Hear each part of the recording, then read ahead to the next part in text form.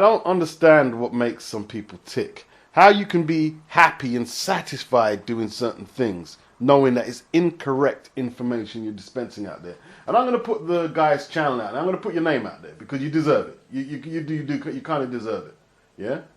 I'll put your name out there. There's someone named Fight King. Now, if you've got a name like that, and he's posting up videos, you'd want to put accurate titles on your video, right? You've had the video up since 2011. Right? There's people everywhere telling you this is not the opponent that you're saying is fighting in the video. Now it's Mike Tyson versus Craig Payne. Right? I've never seen the fight. I went through Mike Tyson's amateur records. Sometimes you can't be always sure how accurate these amateur records are compared to is it Fight Facts, who Nauta was telling me about, and BoxRec. BoxRec do a good job. They do a good job. But I'm watching this fight, and I've seen Craig Payne before. And I'm not here to tell you that, yeah, I've seen a whole load of his fights, because I haven't. I haven't. That's why I'm going through a search of this guy's fights. But this guy's saying it's Craig Payne. And I'm looking at the video, and I've never seen the fight, but I'm saying, hey, well, I wasn't sure at first, and then when I saw him knock Craig Payne out, I said, nah, this isn't Craig Payne. Tyson, I know Tyson didn't knock out Craig Payne. I know enough about Craig Payne's amateur career and pro career to know that this didn't happen. Now, Craig Payne outpointed Tyson as an amateur. Now, I wasn't sure if it was the lighting, but I remember Craig Payne being a lighter skinned dude. That's what I do remember. The Tyson-Craig Payne fight is on YouTube. It was further down the listing, and I found it. And he had a very good jab. Very good jab, very good movement. I've still got one round to go through. He's handling Mike. He's controlling Mike. He's controlling Mike well.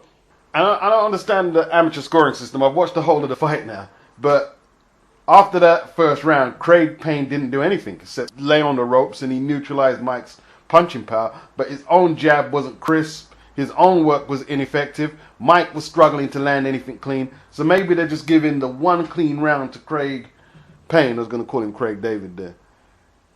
I don't know. The crowd booed. I don't blame them for booing. I mean, I think there was a good case that Mike won the fight. But there you go. There you go. And, you know, a lot of times in the comment section, there's a lot of morons, but there's also some very knowledgeable people. And there was people confirming it. Yes, this is not Craig Payne.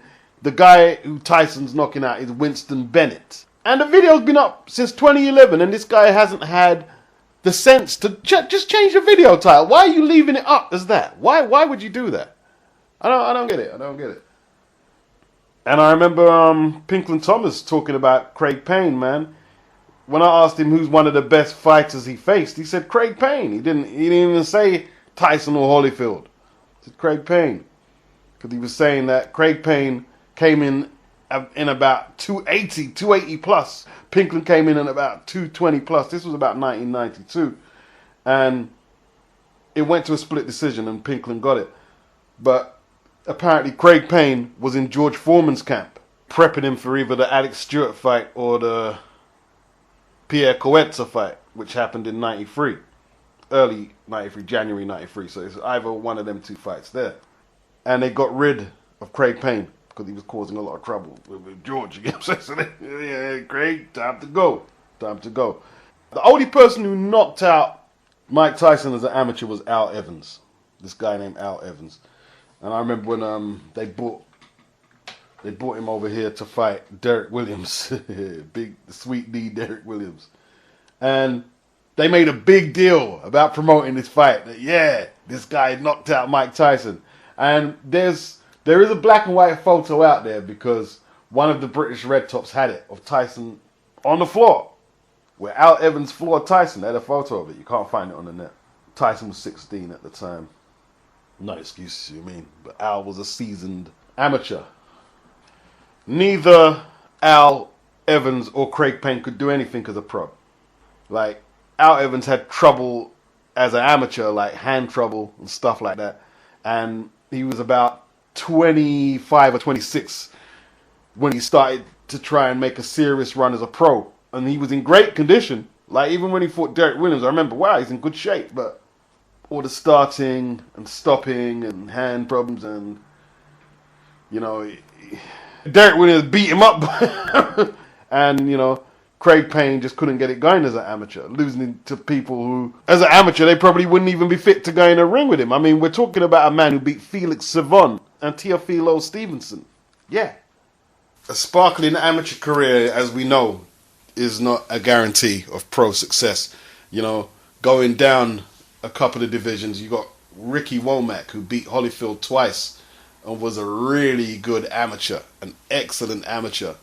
But he just had a tough life. Yeah, he had one of them lives, man, you know, foster care, the streets, maybe not the best parenting and stuff like that. And it's a deep story. I'm not going to go into all of it because I'm not sure on the details of a lot of the incidents of the guy's life. But he eventually got murdered in 2002. To say the least, Ricky was wild, and he'd done a lot of wild stuff. Had his last fight in 2001, pro fight. He was undefeated, 13 wins, 1 draw. He turned pro in 84, had 10 bouts by 85, and then he came back in 2001. You would imagine way past his prime. Way past his prime. He was more or less 40 years of age when he came back. So he just couldn't get it together. Ricky Womack. There's footage of him on YouTube. There is footage. You know, Ricky was Crunk Jim. He was Crunk Jim. He had Emmanuel Stewart in his corner when he fought Holyfield as an amateur. Which I don't know, man. Excuse my ignorance. Can pro trainers train amateurs or be in their corner? They can train them. Can you be in their actual corner? I wasn't too sure about that. And this was an Olympic qualifier. It was the fight I saw between Holyfield and Womack was on YouTube. Good fight, man. I'll leave it in the description box. Really good fight. Like, Womack can hit hard, man. He hit hard to the body, hit hard with hooks to the head and body. Holyfield boxed well too. There was something wrong with Womack's head guard that was covering his eyes. And you see him keep trying to adjust the head guard throughout the fight. Howard Cosell was commentating. And Womack got the decision. I think Cosell thought that Holyfield was going to get it. Womack lost a point for reckless head usage, according to the referee. But Womack got the decision, man. Really good fight, man. Really good. It wasn't even like an amateur fight. It was like just two pros slugging it out, going for it, man. Holyfield tried to box, but Womack is just kind of ferocious with that hooking, come forward style. Womack beat Cubans. He was a world champion. He was good, but, you know, he didn't make a success of the pro game like Holyfield did. I'm not sure what the score was between them as amateurs, but going by what Cosell said Holyfield had already beaten twice out of 3 fights. Womack won this fight, which would even it up. And if Holyfield won the last box off, it would be 3-2 to Holyfield. You got knocked the fuck out, man! Dominic Ingle, trainer of Kell Brook, says his world champion fighter's undefeated mentality sets him apart from fighters like Amir Khan ahead of this monster clash. Why are you using words like this, monster clash? No one asked for this clash. It wasn't on the cards until Eddie Hearn was trying to save his pay-per-view date and save the venue and all bullshit like that. Right? The fight takes place on September the 10th. Brook takes on Triple G at 160. No catch weight. Dominic Ingle, he does confess that Golovkin was not the first choice. He says the difference is that after the Bredis Prescott and Danny Garcia defeats, Khan knows what it's like to get chinned. That's the difference. Being in that position where you've been a superstar and then you haven't lived up to the hype, I suppose you get hardened to that. When you've been chinned twice, he knew what the worst case scenario was. Regardless of what he's telling people, as a fighter, you know you go into that ring knowing your strengths and weaknesses. If he said he went into the fight not knowing there was a chance of getting knocked out, I don't believe him. But he's still got a big following, so he probably knows that life after getting knocked out probably isn't as bad as you think. No matter what Amir Khan does, he will always have people liking him and backing him. Kell Brook is not in that position. He has an unbeaten record. He is going into this fight with the mindset of being able to win, not thinking, oh, I can do alright if I finish on my feet or whatever. That's not really in Kell's makeup. He doesn't know what defeat is. For Kell, failure is not an option. That's why it's a different fight to Canelo and Khan. Brook is just the third unbeaten fighter Golovkin has faced as a pro after he took apart Mikhail Makarov way back in 2009 before taking out undefeated Dominic in his last outing. Paulie Malignaggi, however, feels Brook is condemned to the same fate as Amir Khan was when he took on Canelo. Virgil Hunter, Khan's trainer, revealed that he needed to sit down with Amir before agreeing to train him for a fight with Canelo in order to hear his fighter outline how he would handle the prospect of taking on such a way naturally bigger opponent than himself, who doesn't even fight at light middle, fights at 155. He needed to hear Amir Khan's case. Brook also has spoke to Dominic, and Dominic said that Kell is the one who makes the final call. Dominic is reasoning that Khan jumped up to a weight that was more than he can handle. I think he put on too much weight thinking he could use strength when he should have used speed, used his boxing brain. In terms of Kell consulting me about fighting Triple G, at the end of the day, Kell's well aware of his ability. If he's made up his mind for the fight, it's then up to me whether I think he's actually capable of doing it. If he isn't, then it's down to me to tell him and say I'm not going to be training you. Regardless, I will give Brook the pros and the cons and he'll decide. At the end of the day, he's the fighter. He's been doing it all of his life. He has a good measure of where he's at. I've come across a lot of fighters who think they are a lot better than what they are. Kell would never take this fight just to be second. He's not that type of guy. I said to him, even though you're 30, there will be other options down the line, unification fights. And he said, no, I'm going to beat this kid. Well, that's quite telling what he said at the end. Even though you're 30, there's going to be other options down the line. You see, Dominic is telling us how measured Brook is in reasoning things out. There's only a certain level of measured approach you can take to things in life. Like when you believe that opportunities are running thin, some of that composure gets tested. Some of your decision making, which may have seemed rational beforehand, it gets tested because you're 30 years of age. You realize now you're just about outgrowing welter. You've probably outgrown light middle, but in all truth. But as Chris Eubank Jr. said, just because you're a huge welterweight doesn't mean you're a middleweight. And I think just like Khan, they believe in they can take these naturally bigger guys who are no slouches when they're taking on opponents their own size. They're no slouches then. I think they believe that this is a shortcut into the pound for pound rankings and stamping down ATG positions. I feel Chad Dawson did that against Andre Ward, you know. All the fights Kell Brook is supposed to have had at welter, Chavez, Vargas. Is he going to fight Thurman? All these fights that fell through. There's only so much the average human being can wait it out before they start getting frustrated. Like Guillermo Rigondeaux, I don't know how frustrated he is. He doesn't seem that bothered, to be honest, that all these fights have passed him by. And this is a great time for promoters like Eddie Hearn when a fighter gets to this junction, to this crossroad, because he's relatively easy to manipulate. Yeah, well, you know, the Vargas fight has fell through, Kell, and can't do this and that and that. You'll get paid handsomely against Triple G and you'll make all this money. The fans want to see you in a big fight like this because it hasn't happened, you know. And despite boxers trying to shed that slave and slave master relationship between boxer and promoter, there's still something intrinsically in the fighter where they find it difficult to turn down a request from their promoter. They just do. They just do. Even though technically the promoter is the employee and the boxer is the employer, it doesn't quite translate that way in boxing. I mean, if Eddie Hearn had said to Brook, Nah, you got to be crazy. You can't fight Golovkin. What if he ends your career and does you serious damage for a few pounds?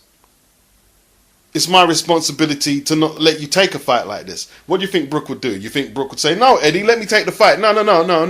No, he'd probably say, Eddie, you're right. Because boxers get used to trusting their careers in these guys' hands. That's why the Eubank have taken a bit of an abstract approach to it. And people are laughing right now, saying, oh, yeah, you see, you've lost out, Eubanks, you bitches, and this and that. No, they haven't actually lost out. They haven't actually lost out because, you see, in life, once you know what you want and you believe you know your worth, what you should be paid, eventually you're going to get what's due to you. Or you're going to fail. But at least when you fail, you will fail on your own judgments and your own merits. You will fail trying to maximize your profits, maximize your career prospects, rather than let a promoter set the bar for you. So, no, they haven't really lost. They haven't lost, really, you know. They're just going to modify their approach. And if they can get some decent, world-class wins behind Eubank, which they don't have currently, I wouldn't really say Spike O'Sullivan and Nick Blackwell are they're probably close to the world rankings in saying that when he fought them. But, you know, if Eubank can get some solid wins behind him, get more pull, the Eubanks will be beast-like in that negotiating table, because they're not negotiating like the average boxer who just accepts everything. So I don't agree that they've took it. Well, yes, they've took an L, but boxers who conform take L's. So what is it you're telling us, really? Boxers who conform take L's in boardroom decisions. So yeah, they've took one, but you know, that's the problem with life. As soon as someone tries to do something their way and not conform, and they take a little knock on the road, it gives the average Joe the big opportunity to say, you see, yeah, you failed, you flopped, you flipped, yeah. That's the public displaying their slave mentality. And that's why life, you know, can become repetitive if you get trapped in the train of thought of the average thinker. Let's keep it real. That's exactly how the government wants you to think. They don't want you to think outside the box. They want you to conform. Because once they become redundant in how you move and flex, where's their role? What's their role now? That's the thing. You see, the Eubank clan are acquiring knowledge of their position and what they want to obtain.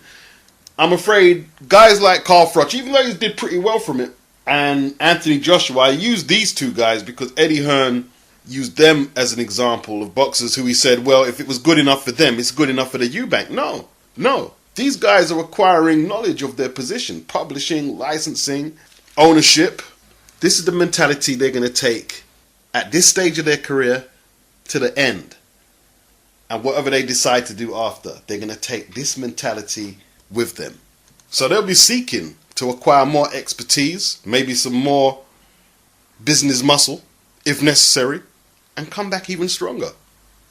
While the average boxer is just going to leave it all in Eddie and Frank Warren's hands, and Bob Arum and Oscar De La Hoya's hands. That's all they're going to do. Don't get me wrong, guys like Anthony Joshua and Carl Froch, they did very well. You know, they're doing well, you know, they're getting paid, but they're not shaking up the status quo. They're not shaking it up. And to be honest, guys with the talent of Froch and Joshua, as long as they're careful with their money and make some good solid investments, there's no need for them to come out the box, because they're doing all right already. But every sport and every industry needs their mavericks who are going to take on the system and try flip it. Can it really be a good thing if no boxer is trying to change the dynamic between themselves and their promoter? I'd suggest no. Now, for a lot of fighters, like I said, even if they're not at Froch's or Anthony Joshua's level of earning potential, for a lot of fighters, the Eubank unconventional business model is not for them. Some people just play to instructions and play to the rules, and you can't blame them for that either. But it just can't work for everybody. Guillermo Rigondeaux has arrived in the UK. He's in Cardiff, Wales. They've developed a new stadium and all that. He takes on Jazza Dickens in the Ice Arena, defending his world title. I still insist he should have told the WBA to go spin on something. He should have said, I'm world champion without your belt. Let Carl Frampton keep your belt. That's what he should have done, in my opinion. Protest. Protest, my man. Protest. He's been a little inactive. Well, a little. Quite a bit inactive, actually. You know, he hasn't fought since November of last year. And he's fought twice in about 18 months or so. 17 months. Twice in about 17 months.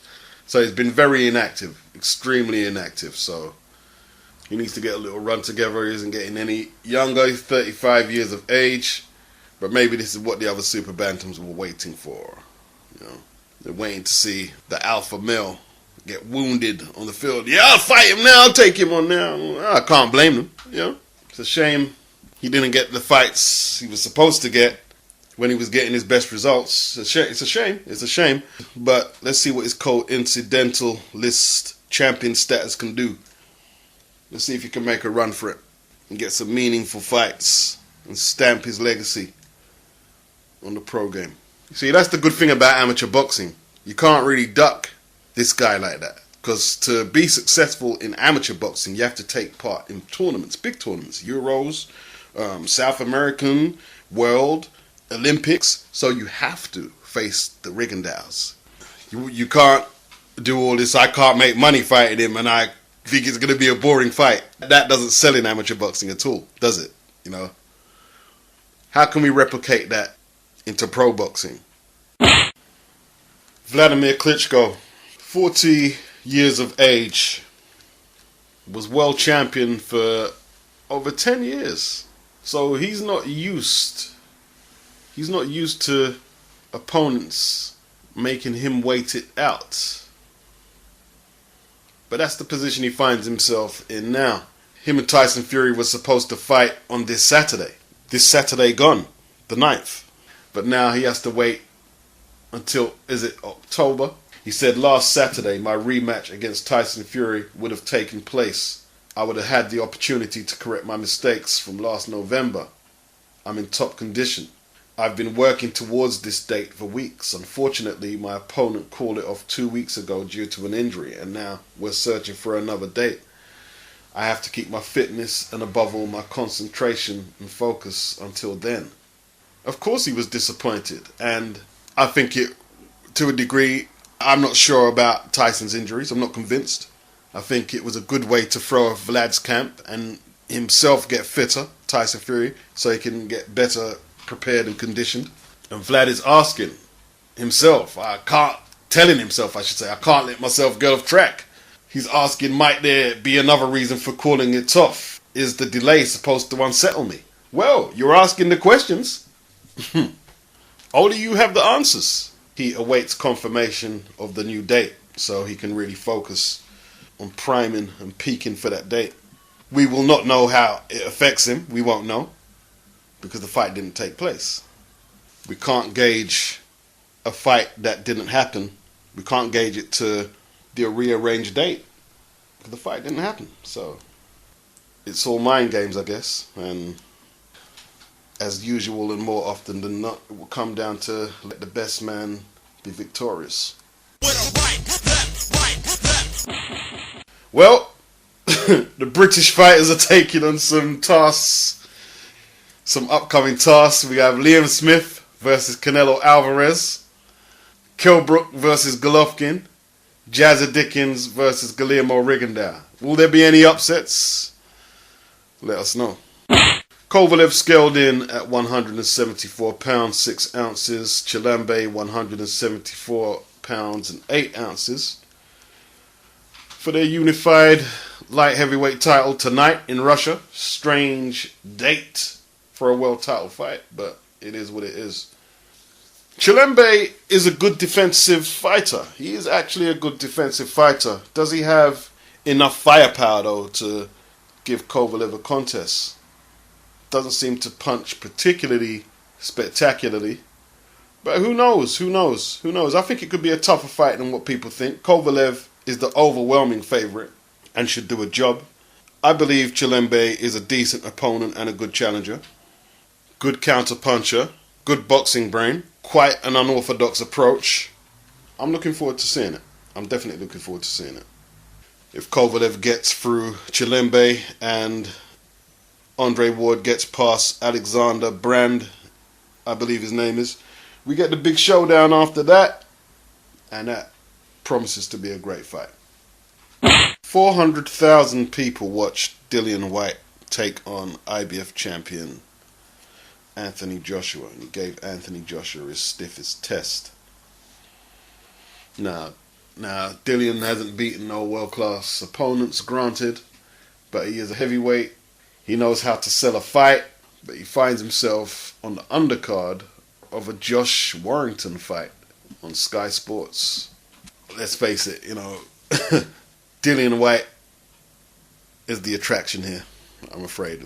Obviously, Leeds is in the same area, proximity of Josh Warrington, but apart from his diehard fans from that area, Dillian Whyte is the attraction, and the Dave Allen fight is the attraction. Nobody knows Josh Warrington is headlining.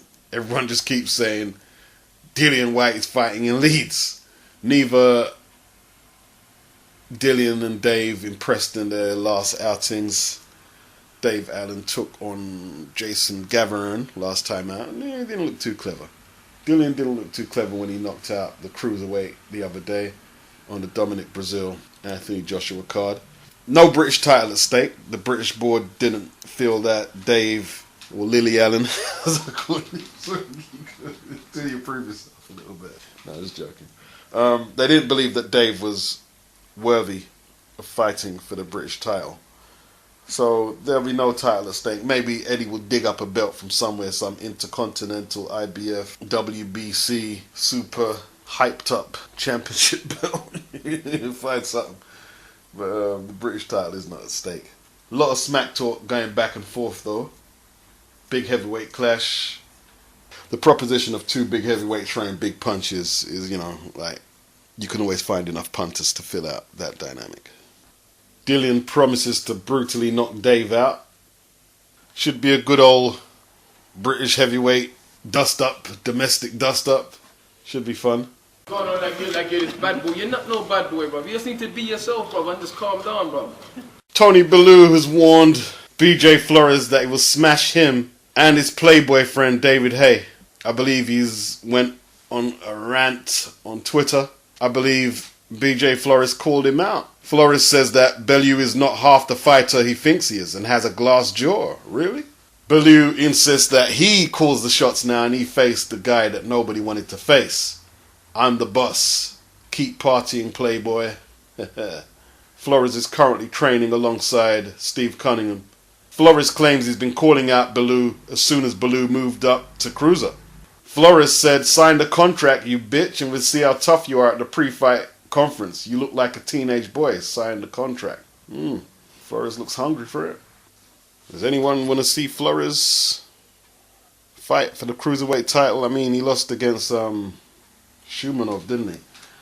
I'd like to see the David Haye Tony Bellew fight, even though I don't think Bellew can win it. I'd like to see that. I'd love to see the build up to that.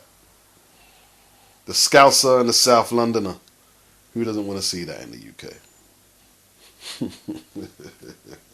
Great build up. I'd love to see that one. The new WBO 168-pound champion Gilberto Ramirez. He injured his hand in sparring, so he's off the Postal Crawford card. Tore ligaments in his right knuckle, and he has to have surgery. Top Rank and HBO are considering what they're going to do to replace that bout, so we'll stay posted. Amnat Ruwenrung, who came up a couple of divisions to fight in the Olympic qualifiers. He's a pro, he's a former world champion. He lost a qualifying bout recently at lightweight, and so did Hassan Njekamendam. They both lost bouts. They're not knocked out of the qualifying tournaments just yet. But it just goes to show you just can't be a pro and be guaranteed to win in these qualifiers. It's not how it works. It's not how it works. And Dam, who's a pro middleweight and a former world champion, he's moved up to the light heavyweight division in the qualifiers. So we'll see how both men progress. We'll see.